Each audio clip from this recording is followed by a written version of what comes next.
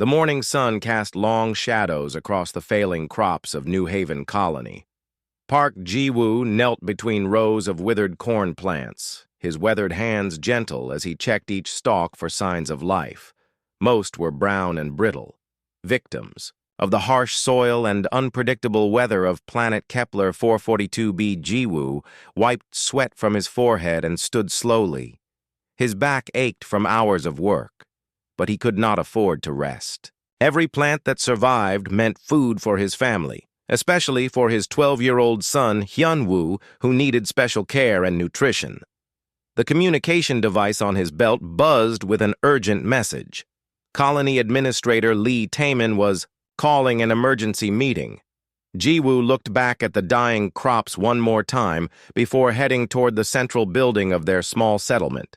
New Haven Colony consisted of 37 buildings scattered across a valley between two rocky hills.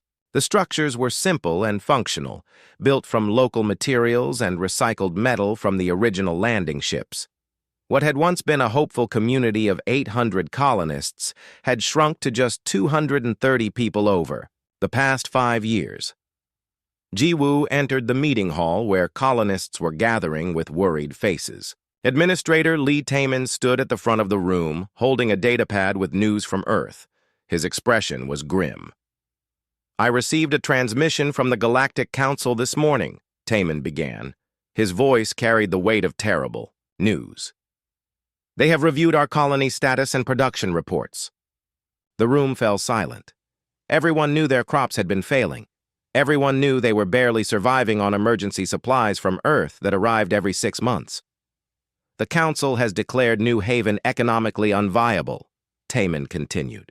"They are discontinuing all supply shipments. The last delivery will arrive in 6 months, and then we are on our own." Voices erupted across the room. Some colonists shouted in anger while others began to cry. Families hugged each other as the reality sank in. Without supplies from Earth, they would slowly starve. Engineer Nam Seok-jin stood up. "What about evacuation? Can they take us back to Earth?" Taemin shook his head. "The transport costs are too high. The Council says we knew the risks when we came here. We signed agreements accepting that colonization might fail." Dr. Choi Min-ho, the colony's chief medical officer, raised his hand. "How long can we survive on our current resources if we ration everything carefully?" "Perhaps 8 to 10 months if we are very careful," Taemin replied. "But that assumes our crops produce nothing and we have no accidents or emergencies." Ji-woo felt his stomach drop. 10 months was not enough time to develop sustainable farming on this difficult planet. They had been trying for years and still struggled to grow enough food. After the meeting ended, most colonists left in small groups, talking quietly about their impossible situation. Ji-woo walked slowly toward his home, thinking about Hyun-woo waiting for him. Dr. Choi Min-ho caught up with him outside. "Ji-woo, I need to speak with you privately." They stopped under a large tree that provided shade from the afternoon sun. Min-ho looked uncomfortable, like he did not want to say what came next. "I know this is difficult to discuss," Min-ho began, "but we need to face reality about our situation." Ji-woo waited, knowing somehow that this conversation would be about his son. "Hyun-woo requires significant resources," Min-ho continued. "His special food, his medications, the time you spend caring for him instead of working on colony survival projects." "He is my son," Ji-woo said simply. "I understand that, but we may need to make hard choices about who can survive the next 10 months. Min-ho's voice was gentle but firm. "The other families with disabled children are having the same conversation." Ji-woo looked toward his house where Hyun-woo waited in his bed by the window. His son could not walk or talk, but Ji-woo believed Hyun-woo understood more than anyone realized. The boy's eyes would follow sounds and sometimes seem to respond to his father's voice. "What are you suggesting?" Ji-woo asked. "Comfort measures only," Min-ho said quietly. "We keep the children comfortable but stop the expensive treatments and special nutrition." We focus our limited resources on those who might survive long enough to find a solution. The words hit Jiwoo like a physical blow. You want me to let my son die? I want the colony to survive. If we try to save everyone, we might lose everyone. Minho put his hand on Jiwoo's shoulder. I know how much you love Hyunwoo. That love is beautiful. But love alone cannot create food or medicine. Jiwoo pulled away from the doctor's touch. I will not abandon my son. He walked away before Minho could say more. The path to his house felt longer than usual, and his legs were heavy with grief and determination.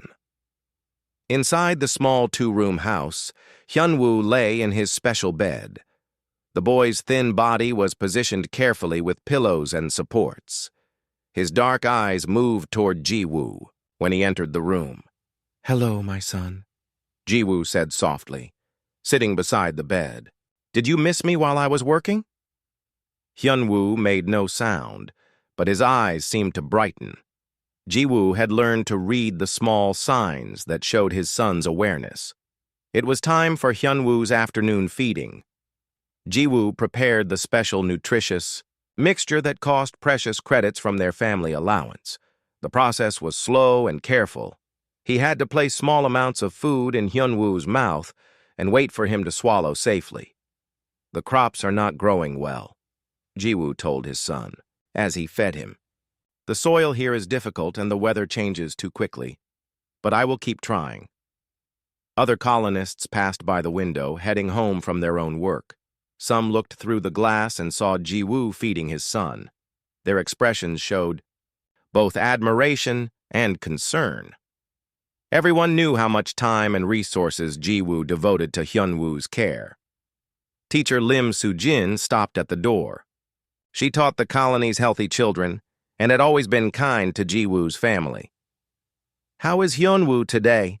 She asked. The same, Jiwoo replied. But I think he enjoys the sunshine through the window. Soo-jin watched as Jiwoo continued the slow feeding process. You are a good father, Jiwoo.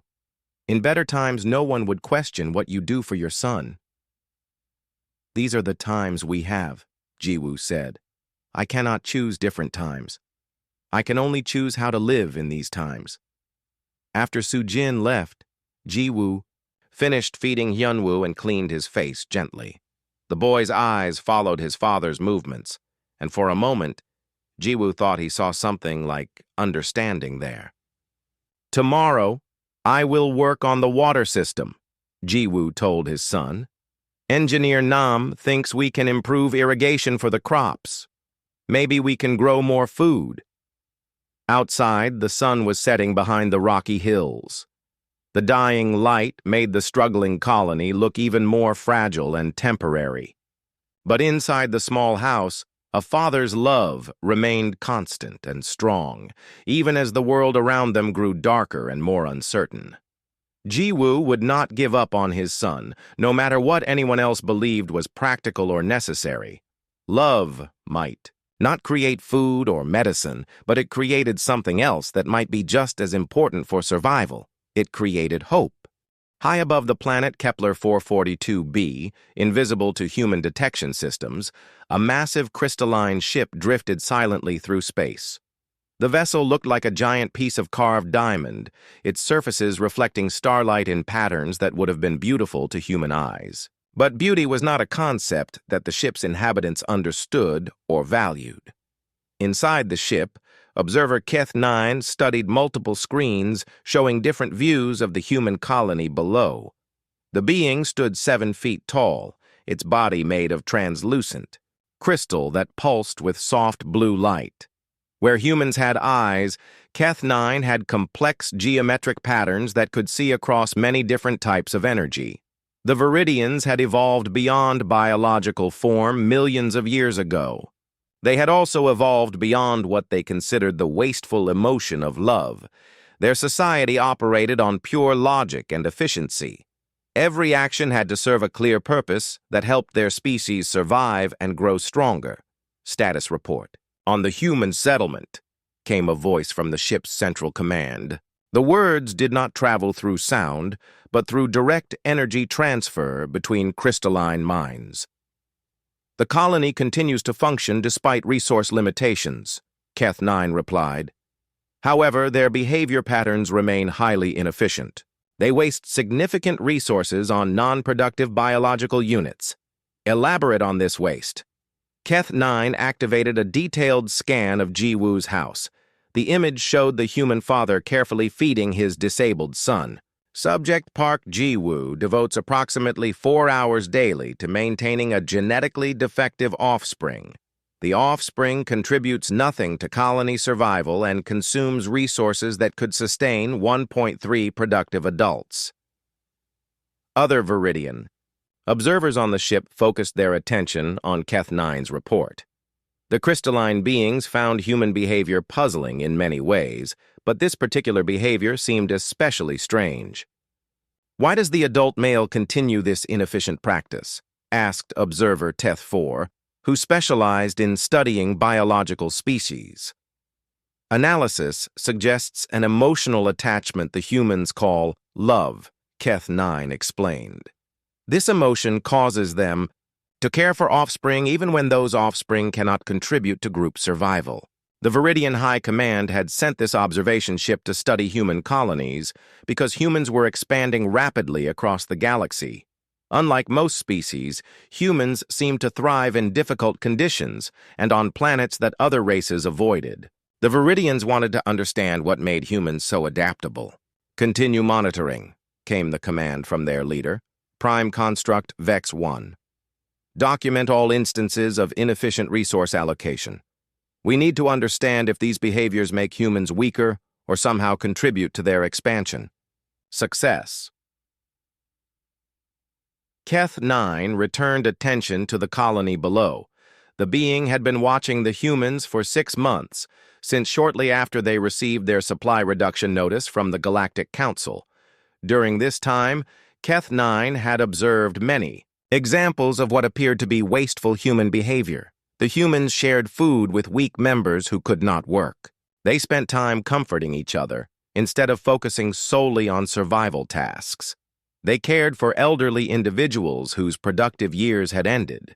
Most puzzling of all, they devoted enormous resources to offspring who showed no signs of future productivity. Keth 9 had watched other species face similar resource shortages. Logical species would eliminate the weak and focus all resources on the strong. This approach typically resulted in higher survival rates for the group as a whole, but humans seemed incapable of this logical response. Even as their situation grew more desperate, they continued caring for their weak and disabled members. Keth 9 had expected this behavior to doom the colony quickly. Instead, something unexpected was happening. The humans were not collapsing as fast as mathematical models predicted. Their seemingly wasteful, caring behaviors appeared to be helping them maintain group cohesion and motivation in ways that pure logic could not explain. Interesting development, Keth 9 noted in the daily report. Despite inefficient resource allocation, human colony shows greater psychological stability than predicted. Group morale remains higher than calculated optimal levels. The observer focused scanning equipment on Ji-Woo's house again. Inside, the human father was reading to his disabled son from an old book about adventures on Earth. The son could not respond or show understanding, but Ji-Woo continued as if the boy was listening to every word.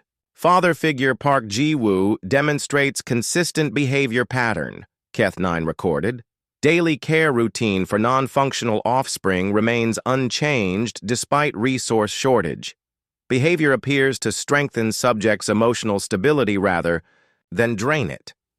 This observation troubled Keth 9 in ways the being did not fully understand. According to Viridian logic, caring for the disabled should create stress and weakness. Instead, Ji-Woo seemed to gain strength from his daily interactions with Hyun-Woo. Keth 9 expanded the scan to include other families with disabled children. Similar patterns emerged. Parents who spent time caring for non-productive offspring showed better emotional stability than those focused solely on survival tasks. Their seemingly wasteful love appeared to be creating some kind of psychological benefit that helped them cope with their desperate situation. Prime Construct Vex 1, Keth 9 transmitted to the ship's leader. Request permission to conduct closer study of human emotional attachment behaviors. For what purpose? Came the reply. These behaviors may represent an unknown survival mechanism. Understanding them could provide insight into human expansion success. Permission was granted. Keth 9 began focusing more detailed scans on the colony, particularly on families with disabled members. The being wanted to understand how caring for the weak could somehow make humans stronger. Over the following weeks, Keth 9 observed dozens of small interactions that defied logical explanation. Humans would stop important work to comfort crying children. They would share their limited food with those too weak to obtain their own. They would spend precious energy caring for individuals who might die anyway. Each of these behaviors appeared wasteful when viewed individually. But when Keth 9 analyzed the overall patterns, something unexpected emerged. The humans who engaged in the most seemingly wasteful caring behaviors were also the most resilient and adaptable when facing new challenges. The observer began to suspect that human love might not be a weakness, as Viridian science had always assumed. It might be a source of strength that operated through mechanisms the Viridians did not understand. This possibility excited and disturbed Keth 9 simultaneously. If love could somehow enhance survival rather than hinder it, then Viridian society might have made a fundamental error when they eliminated emotions from their evolution. But such thoughts bordered on heresy. Viridian civilization was built on the principle that logic and efficiency were the only valid approaches to existence. The idea that wasteful emotions might serve a useful purpose challenged everything their society believed. Keth 9 decided to continue the observations without sharing these troubling thoughts with the High Command. The being wanted to gather more data before reaching any conclusions that might upset the fundamental assumptions of Viridian civilization. Below on the planet's surface, Park Ji-woo continued his daily routine of feeding and caring for his son, unaware that his simple acts of love were causing an advanced alien civilization to question everything they believed about survival and strength. The emergency meeting hall buzzed with desperate voices as colonists argued about their future. 3 months had passed since the Galactic Council's announcement, and their situation had grown worse. The latest crop harvest had failed almost completely, leaving them with barely enough food to last 2 more months. Colony leader Yoon Ha-jin stood at the front of the room, his face drawn with exhaustion and worry. Behind him, a large screen displayed their resource calculations in harsh red numbers. The mathematics were brutal and undeniable. "We need to face the truth," Ha-jin said, his voice cutting through the noise. "Our current food supplies will feed everyone for exactly 63 days. After that, we all starve together." The room fell silent as the reality sank in. Families held each other tighter while single colonists stared at the floor. Some people had tears in their eyes. Engineer Nam Seokyun stood up slowly. He was a practical man who had helped build most of the colony's infrastructure. His words carried weight with the other colonists. "We have to make a choice that no one wants to make," Seok-jin said. "But avoiding the choice will not make it disappear." Dr. Choi Min-ho nodded from his seat near the front. "Nam is right. We cannot feed everyone, so we must decide who has the best chance of survival." "What exactly are you suggesting?" asked Teacher Lim Soo-jin. Her voice was tight with emotion because she knew where this conversation was leading. Seok-jin looked around the room at the faces of his neighbors and friends. "We stop providing care and resources for those who cannot contribute to our survival. The disabled children, the elderly who cannot work, anyone who consumes more than they can produce." Several parents of disabled children stood up at once. their faces angry and frightened. Among them was Park Ji-woo, who had been sitting quietly in the back with his neighbor watching over Hyun-woo at home. "You are talking about murdering our children," said Kim Yoon-ji, whose 8-year-old daughter had been born with severe brain damage. "We are talking about saving the colony," Seok-jin replied. "If we try to save everyone, we lose everyone. If we focus our resources on those who can work and contribute, at least some of us will survive." The argument that followed was painful and heated. Families with healthy children found themselves considering the terrible logic of Seok-jin's proposal. Families with disabled members fought desperately against it.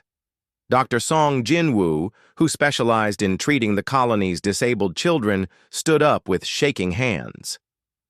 "These children are not just numbers on a resource chart. They are human beings who deserve to live." "Deserve has nothing to do with it," Seok-jin said firmly. "This is about mathematics. We have X amount of food and Y number of people. The numbers do not work." Colony leader Ha-jin tried to maintain order as voices grew louder and angrier. "We will vote on this decision. Everyone gets a voice." "Vote on what exactly?" Ji-woo asked. His quiet voice somehow carried across the noisy room. "Vote on which of our children deserve to live?" The room quieted as people turned to look at him. Ji-woo rarely spoke at colony meetings, preferring to focus on his farming work and caring for his son. But now he walked slowly to the front of the room. "I understand the mathematics," Ji-woo continued. "I know my son Hyun-woo consumes resources that could feed others. I know the time I spend caring for him could be used for colony work." Some colonists nodded, thinking Ji-woo was about to agree with the practical solution.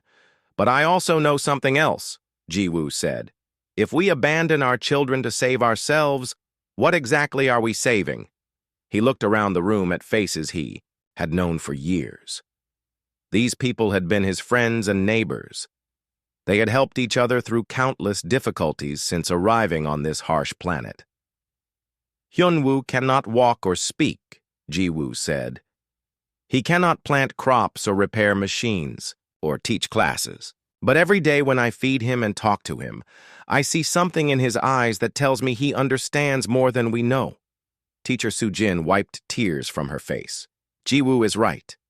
We came here to build a better life, not to become people who abandon the weak." "Better life for whom?" Seok-jin asked harshly. "For the dead? Because that is what we will all be if we do not make hard choices." The debate continued for hours. Some colonists argued that survival required difficult sacrifices. Others insisted that their humanity was more important than survival itself. Finally, Ha-jin called for order. "We need to vote. The proposal is to redirect resources away from those who cannot contribute to colony survival." "All in favor?" Hands rose slowly around the room. Ji-woo counted them with growing dread. 43 colonists voted in favor of abandoning the disabled. All opposed? More hands rose, but the count was close. 47 colonists voted against. The difference was only 4 votes. "The proposal fails," Ha-jin announced.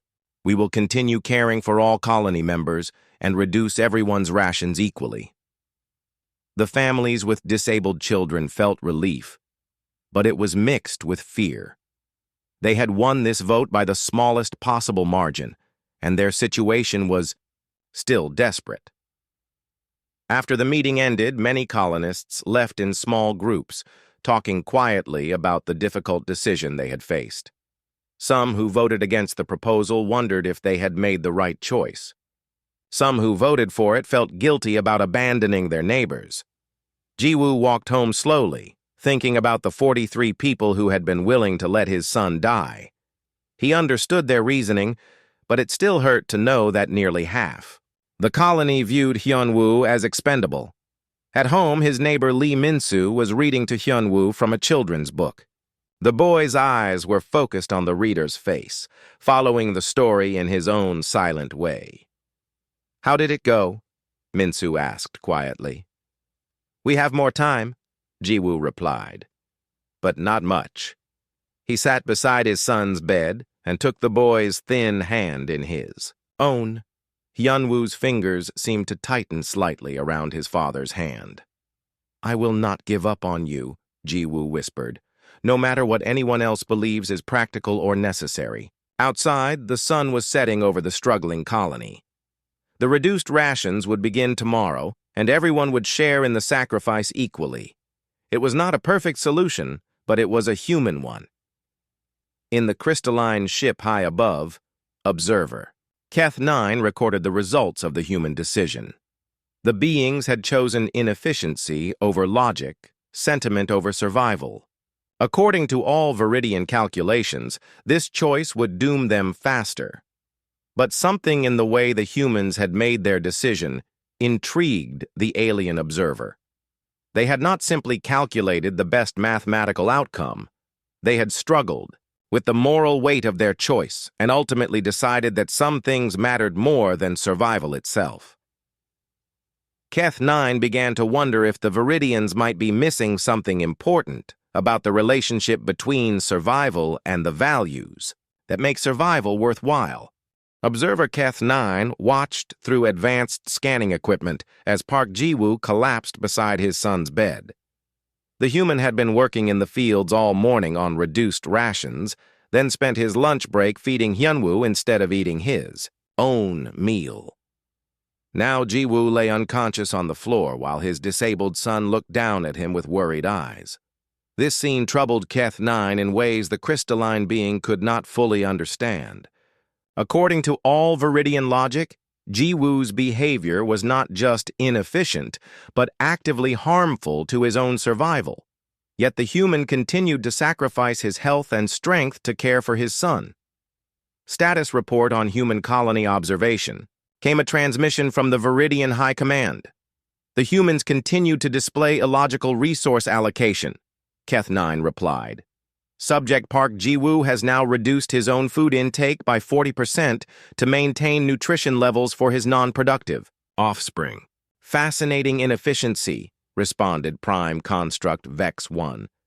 This behavior should result in the adult's death within weeks. The colony will lose a productive worker to maintain a genetic defective. Document this as evidence of human evolutionary weakness. But Keth 9 hesitated before agreeing with the assessment. The observer had been watching this family for months and noticed something the High Command might be missing.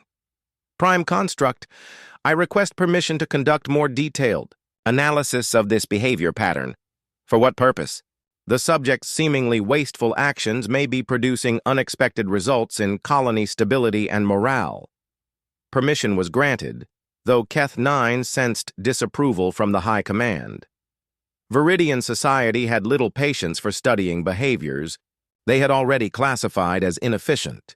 Keth 9 expanded the scanning range to monitor the entire colony's response to Jiwoo's situation. When news spread that he had collapsed from hunger, something remarkable happened. Other colonists began bringing food to his house, even though they were all on strict rations. Teacher Lim Soo-jin arrived first with a bowl of vegetable soup. "For Hyunwoo," she told Jiwoo when he woke up, "and for you too. You cannot care for your son if you do not care for yourself." Engineer Nam Seok-jin, who had voted to abandon the disabled children, stopped by with medical supplies. "I still think we made the wrong choice at the vote," he said quietly, "but I respect what you are doing for your son." Dr. Song Jin-woo examined both Ji-woo and Hyun-woo. "Your dedication is admirable, but you need to eat. A dead father cannot help his living son." As Keth 9 observed these interactions, the being began to experience something unprecedented in Viridian existence. The crystalline patterns that served as the observer's emotional processing centers were activating in ways they had not for millions of years. The feeling was confusing and disturbing. Keth 9 had been taught that emotions were evolutionary mistakes that led to poor decisions and wasted resources. But watching Jiwoo care for his son was creating responses in the observer's mind that felt almost like what humans might call admiration. Illogical. Keth-9 muttered, using human speech for the first time. The sound felt strange coming from crystalline vocal structures that had been designed only for energy-based communication with other Viridians. Meanwhile, young colonist Kang Minji was working in the greenhouse when she noticed something unusual. Her tomato plants in Section 7 were growing much better than those in other areas. The fruits were larger and more numerous, and the plants looked healthier despite the colony's struggling water and nutrient systems. "Dr. Choi, could you look at these plants?" Minji called to the medical officer who was checking on the greenhouse operations. Minho examined the thriving tomatoes with surprise. "The soil composition appears different here. More minerals and better pH balance. Did anyone treat this section specially?" "Not that I know of," Minji replied.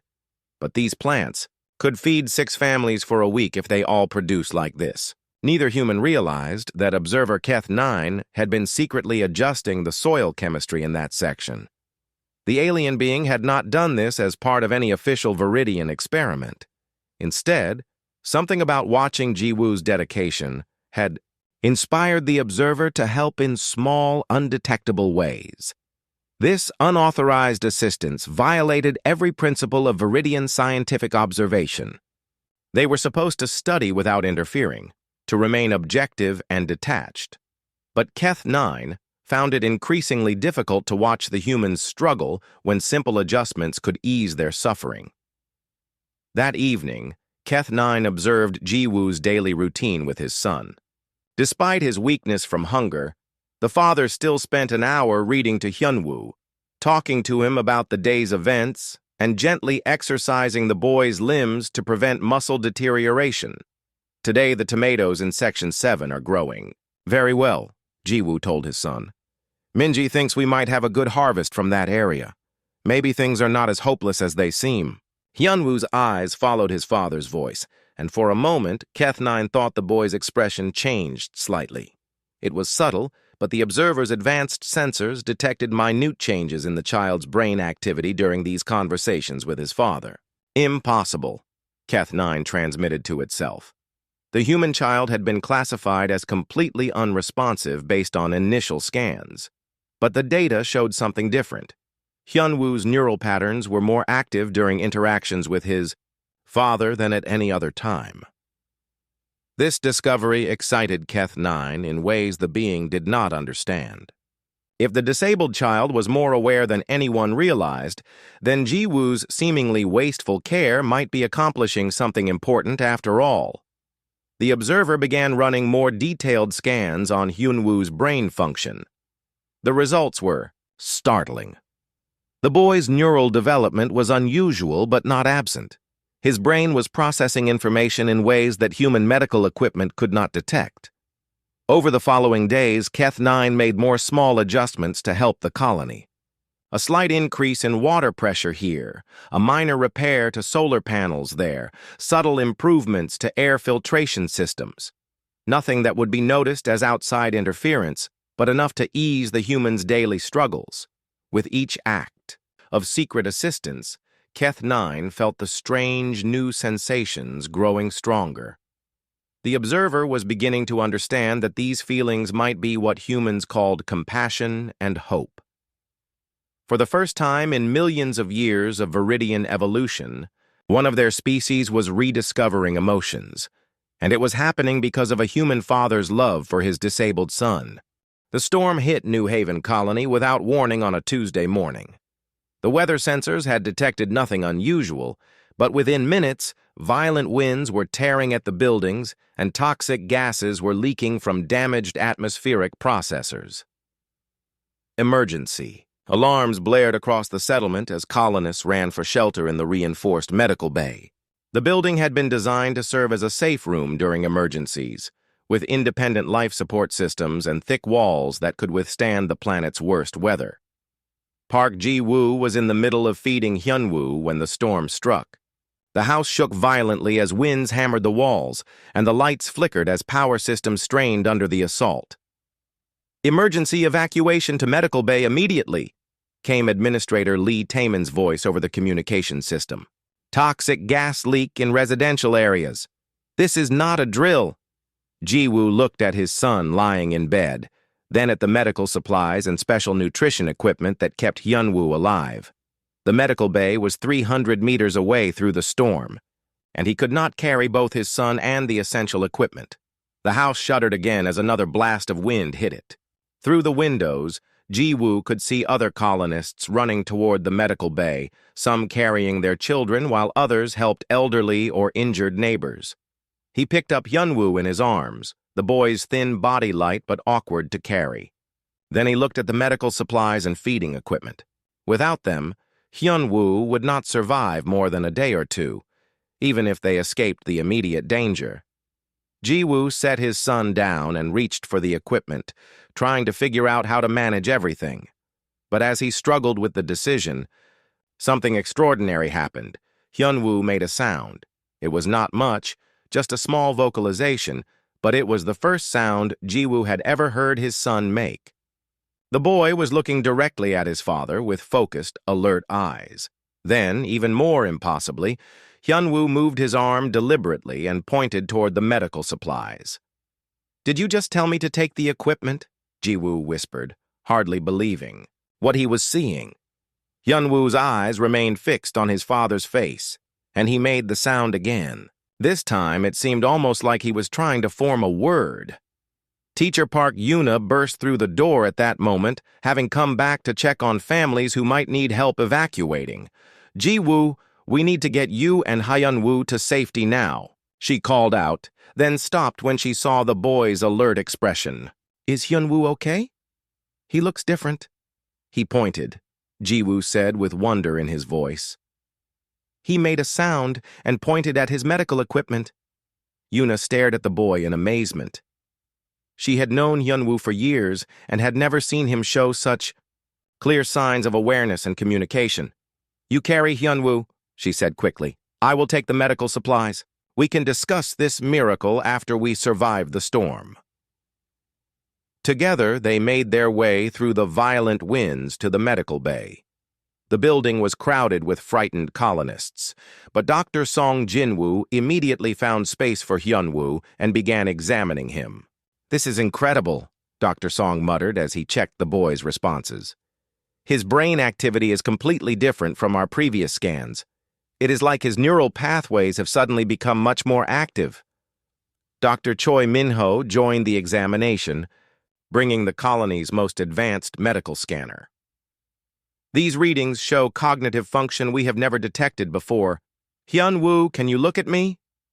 The boy's eyes moved to focus on Dr. Choi's face. When the doctor held up one finger, Hyunwoo tried to lift his own hand in response.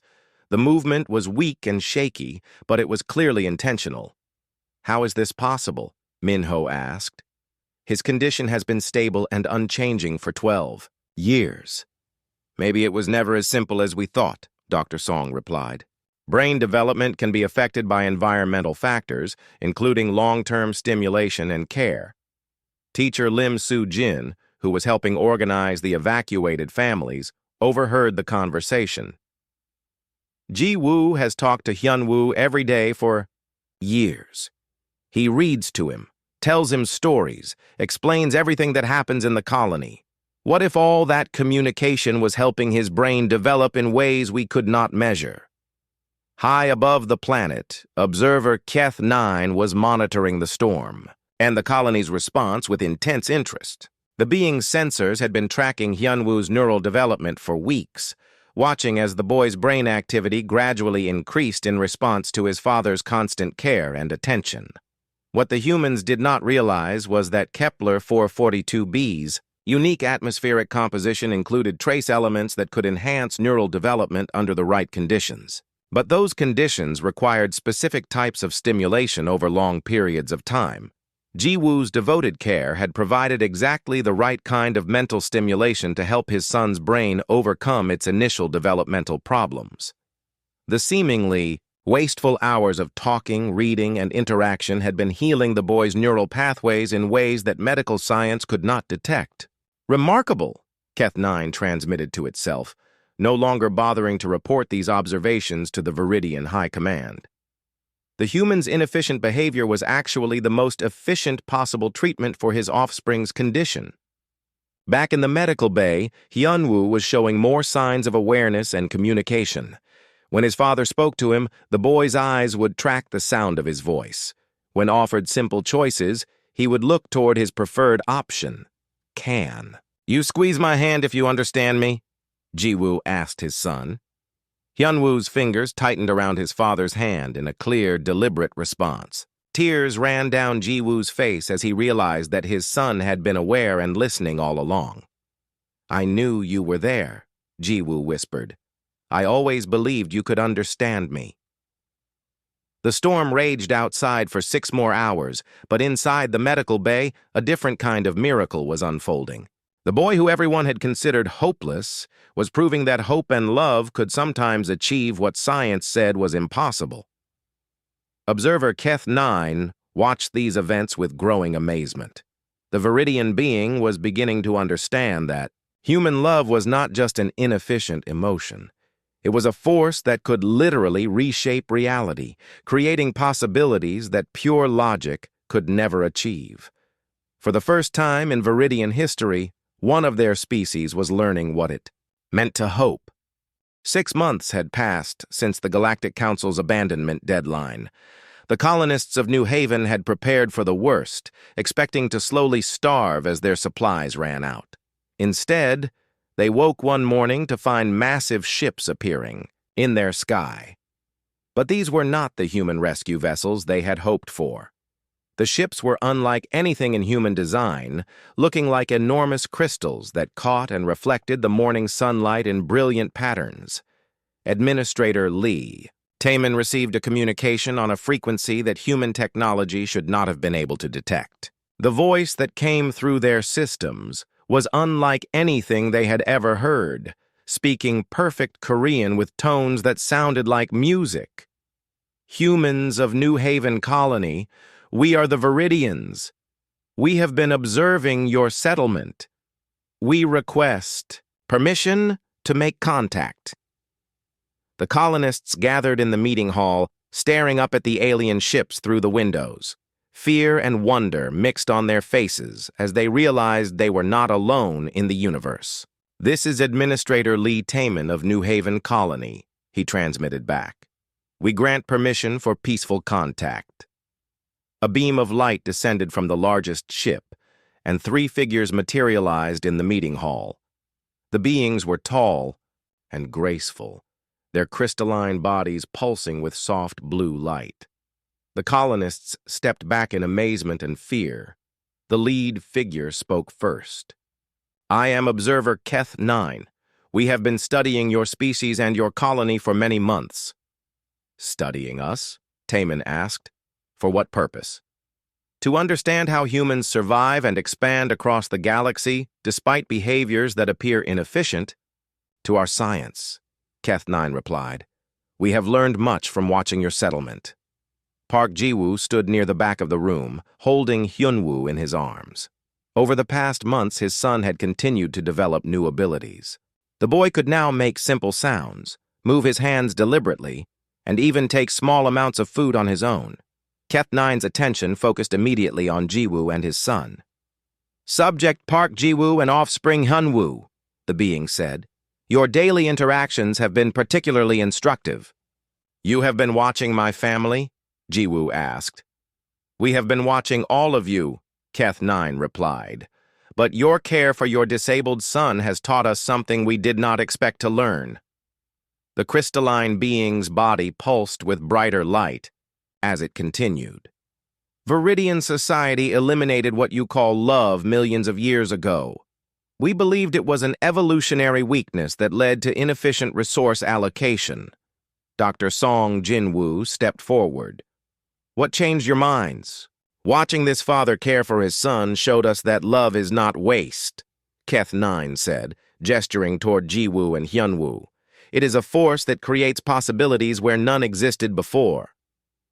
The alien being began explaining what the colonists had not realized.